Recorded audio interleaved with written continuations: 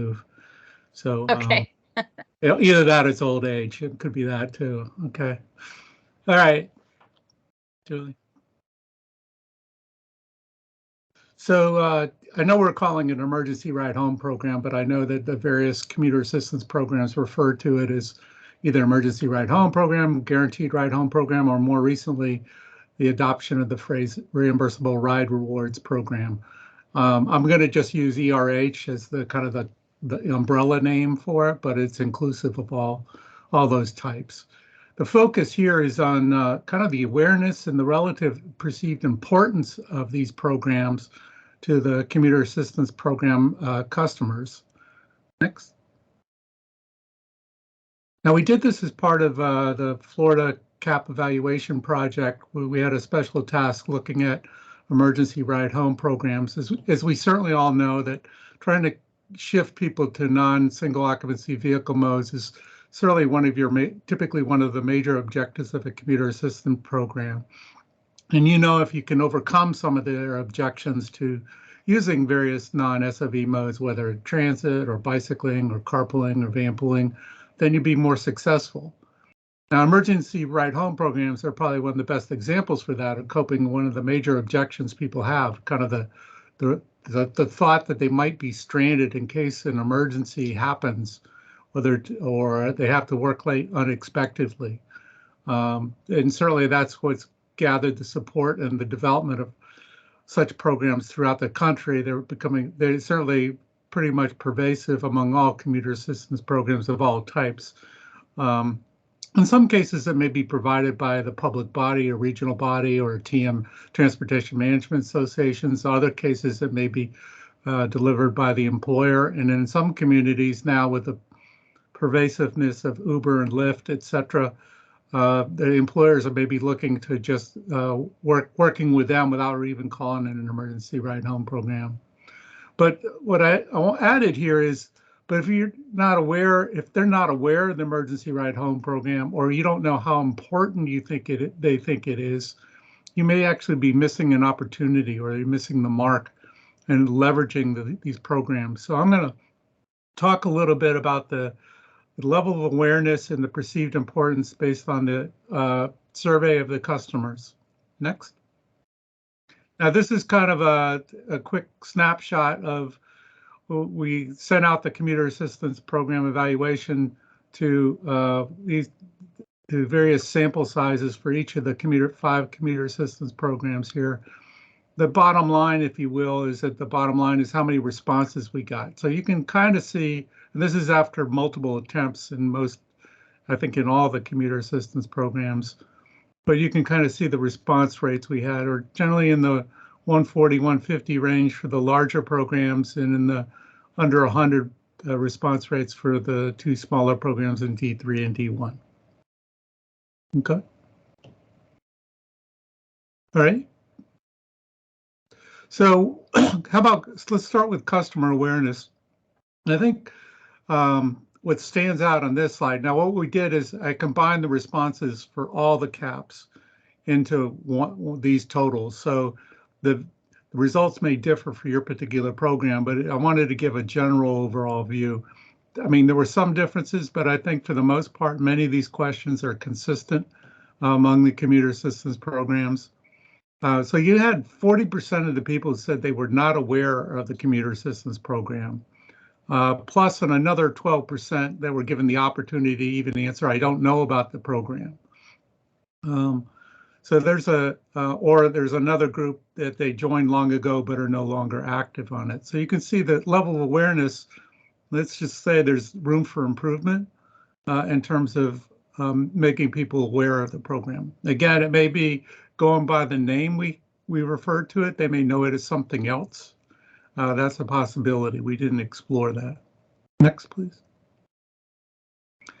And then we asked kind of the importance of it. And what stood out here is about 78% of them found the emergency ride home program to be at least somewhat important. But if you look at the 14.3, which is very important, and the 33.5, which is extremely important, so you're almost half the people there are thinking that it's at least very important to them to have access to an emergency ride home program, to use a travel option other than driving alone. Next. Now, we did ask you what would be your likelihood of using the non-SOV mode without an emergency ride home program. So here we're looking on the far right. How likely would they be to use a non-SOV mode? So there you have about 25% total that are either unlikely or very unlikely to use a non-SOV mode if the ERH is unavailable, it didn't exist. So you can see it plays a major role for a good portion of the customer base, that having the presence of it, whether they use it or not, is still would make a big difference on whether they're able to go forward or not. Next, please.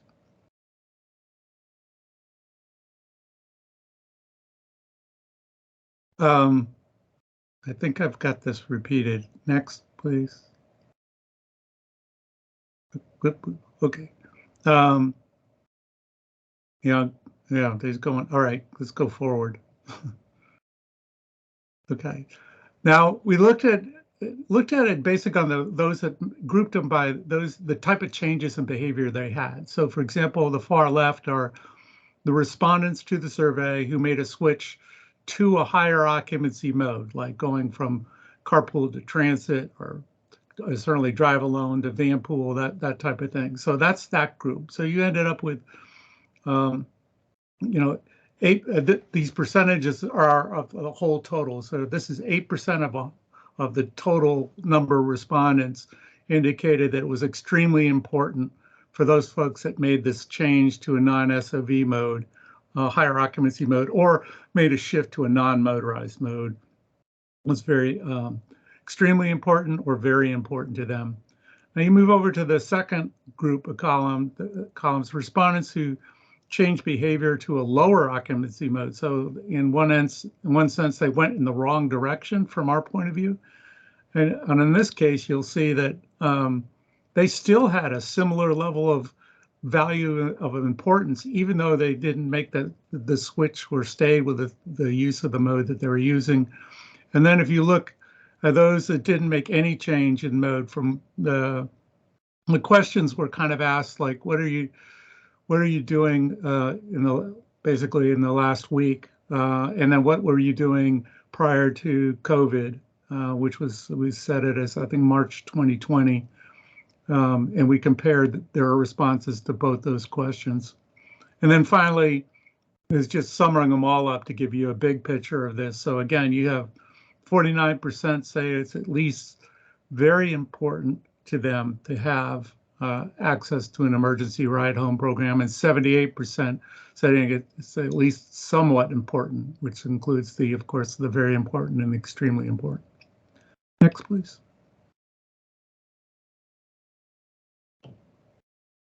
So, kind of quickly in summary here is that 3 out of the 4 commuters who use or used a non-drive alone mode found ERH programs to be at least somewhat important among the 4 largest CAPs.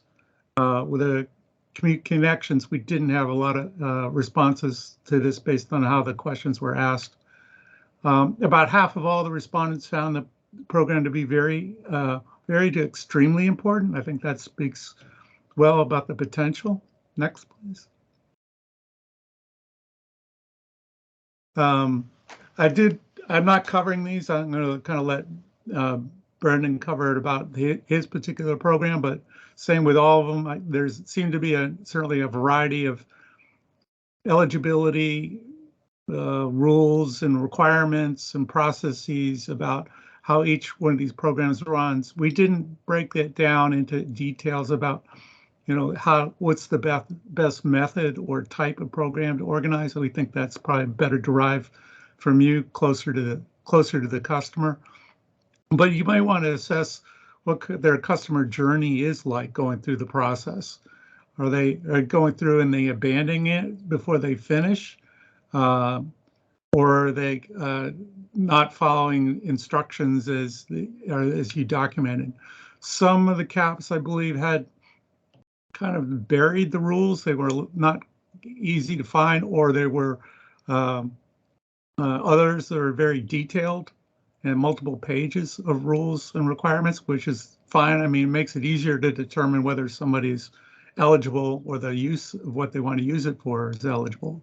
So for an example, you could say, I don't, I'm not sure I recall anybody having this off the top of my head, but we talk emergency ride home. The question is, what if you're a carpool rider and your driver doesn't go into work that day? Do you provide an emergency ride to work for that? And not many programs do, but it's certainly something you might want to consider if somebody's carpooling and gets penalized because their driver doesn't show up. And then finally, you may also want to, if you haven't done so, is tailor a marketing campaign to reinforce the perceived value of what this program does. I think you and address any particular knowledge gaps that might exist, rather than having a kind of a small piece of a big marketing campaign, maybe a marketing campaign just based on the particular program, maybe highlighting the people that have used it already and what they thought of it. Next. I think that's it. Okay. Brendan, all yours. Okay, Brendan, I think you should be able to share. I'm working on it. Here we go.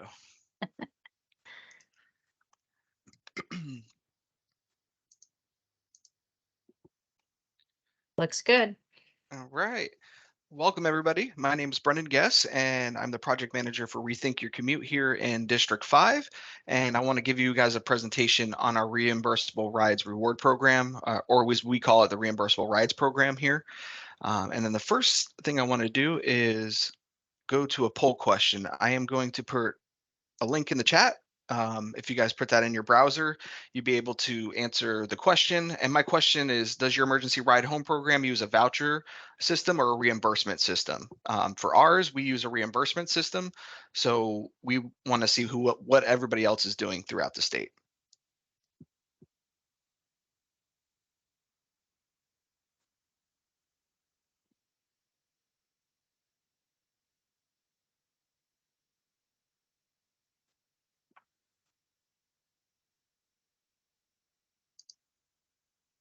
All right. All right. Looks like the majority of people are using a reimbursement, pay for the commuter for after the ride. Some up. Now we got a tie. Oh, there we go. Looks great. That's great information. I'm glad that everybody's participating. We did a wide search, not only in the state when we redesigned our emergency ride home program to become reimbursable rides, but we also looked nationally to see what other TDM programs we're doing. So the presentation I'm going to give is a product of our research and our development.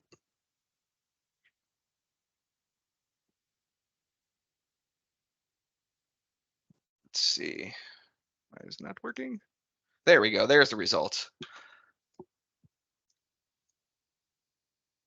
Reimbursement. Okay, so just a quick overview of our reimbursable ride reward program. Commuters are eligible for trips to and from work when the unexpected arise.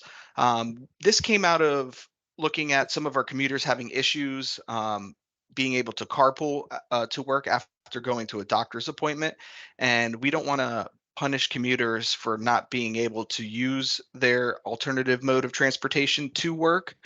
So we made it eligible to get to work or come home from work. As long as they only use it once during the day, they can't use it twice. So they can take it to work as long as they have alternative mode of transportation on the way back. That was able to help out some of our commuters who have doctor's appointments in the morning and maybe have to take an Uber to work, and then we can reimburse them for taking that Uber, and then they can van pool or carpool back to their home. A commuter can redeem up to 6 times a year or up to $600 total per the year. And that goes through a calendar, January 1st to December 31st. So if you request a reimbursable ride, you can request it up to 6 times. As long as it's under that $600 cap, you're good. Or you can request it 3 times. And as long as it's under the the $600 cap, we'll reimburse you. But anything above that, we won't reimburse for the rest of the calendar year. And then they'll be eligible to do it again the next calendar year. And to be eligible for this program, commuters must live and work in an FDOT District 5 and have an active reThink Your Commute account with their employer listed as their organization. This ensures that they can get the app quickly, trip planning, carpool matching, and it also helps us communicate our programs to our commuters through the app or through the computer. That way we can keep in contact with them and gather data on the way they're commuting by trips and how we can tweak our program to better accommodate our commuters. In order to get a reimbursable rides, commuters must also have recorded at least 10 one-way trips using a non-standard SOV transportation mode within the past 30 days. So they set up their account and then they start recording their trips, and we made it pretty easy. They can record their trips automatically. I have mine for my telework days. I have mine automatically recording my telework days. And then when I do take public transit, I do record my trips automatically on my app. So some of the what our reimbursable ride program reimburses are taxis, transportation, and that includes transportation network companies such as Uber and Lyft, a rental car, and then also mileage. So if you had a friend take you home because you were sick, we can reimburse you or your friend up to the amount of mileage it took to get home based on the FDOT current mileage rate. So when can a commuter use the reimbursable ride reward? For a personal illness, family illness, unscheduled overtime, change in work schedules, or other appointments that prevent them from getting to work using their non-SOV trip. When should commuters not use the reward? A medical emergency, please call 911. We will not reimburse for any medical transportation.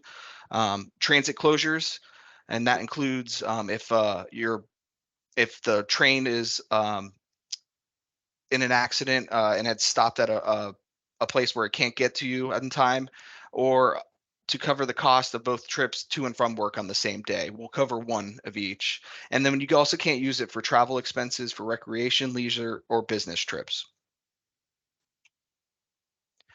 So this is kind of how a commuter would join the reimbursement request process. The commuter would log into the reThink account through the app or the web browser. They would select rewards, the featured online reward, and then reimbursable rides. They would review guidelines and verify their eligibility, that they have enough points to enter that reward. They enter their contact email address and then click redeem. Once they do that, the commuter receives an email reimbursement request, and it's a form that they fill out, and it comes into our system and it notifies me when they do that. So I received the email. I verified their claim and trip information in our One Commute system and our Agile Mile dashboard to make sure they've been doing their commutes and keeping track of their activity.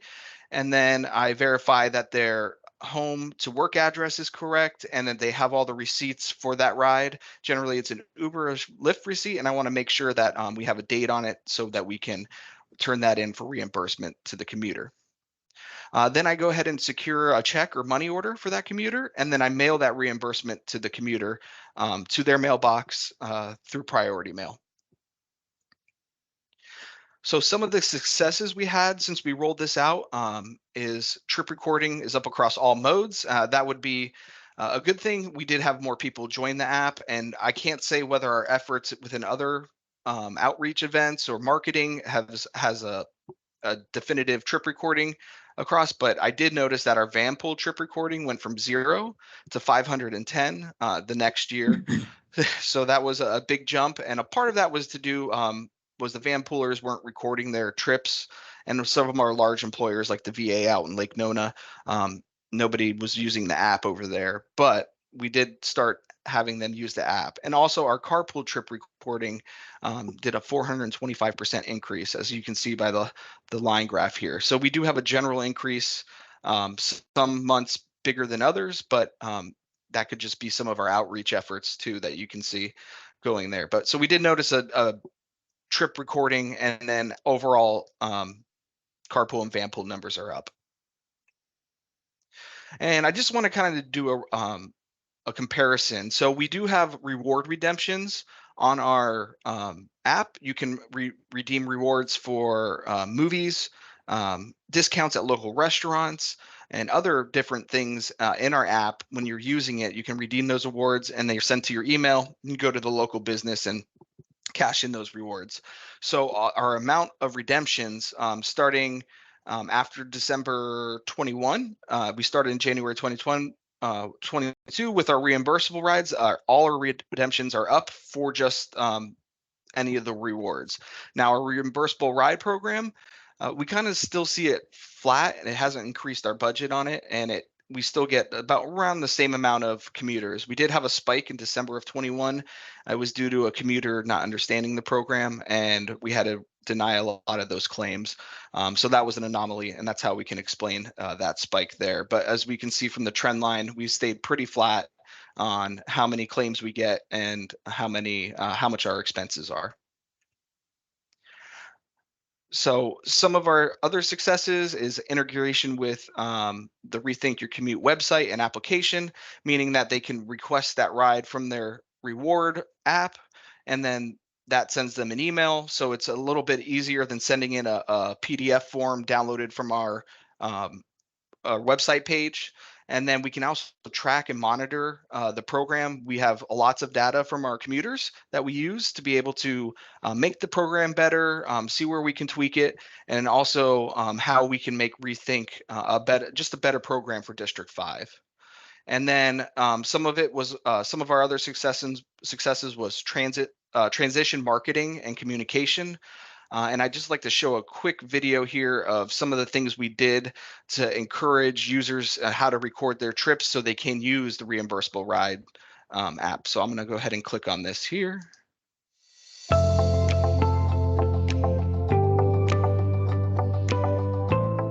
Earning rewards is simple with reThink Your Commute.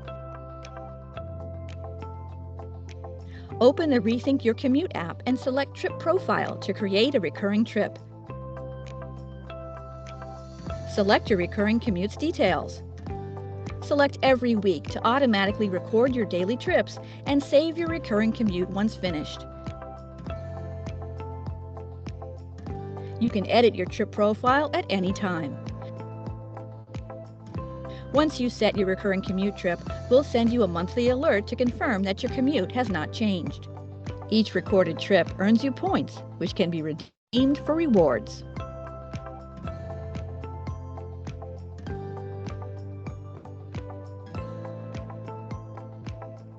Get started today. Join reThink Your Commute, record your trips, and earn rewards. So that's just an example of how we communicated to our commuters, employers, and then trying to transition this so they could be able to record their commutes and trips to be able to access the reward. All right, and some of the challenges we've had, especially from the administrative side, it's time consuming to process the reimbursable ride request. Sometimes we get checks not being cashed, and that has a fee for our company to be able to cancel those checks every time. Cost to issue money orders, it's a small cost, it's $1.75, but it's still a cost on what the commuter repaid. So in addition to that cost to mail a check or money order, we like to make sure that they're tracked so they can be delivered to the house that we know it's going to, and we have a tracking number to verify that it has been delivered. And that also is expensive. I think it's $9.40 for a priority mail envelope to send it in.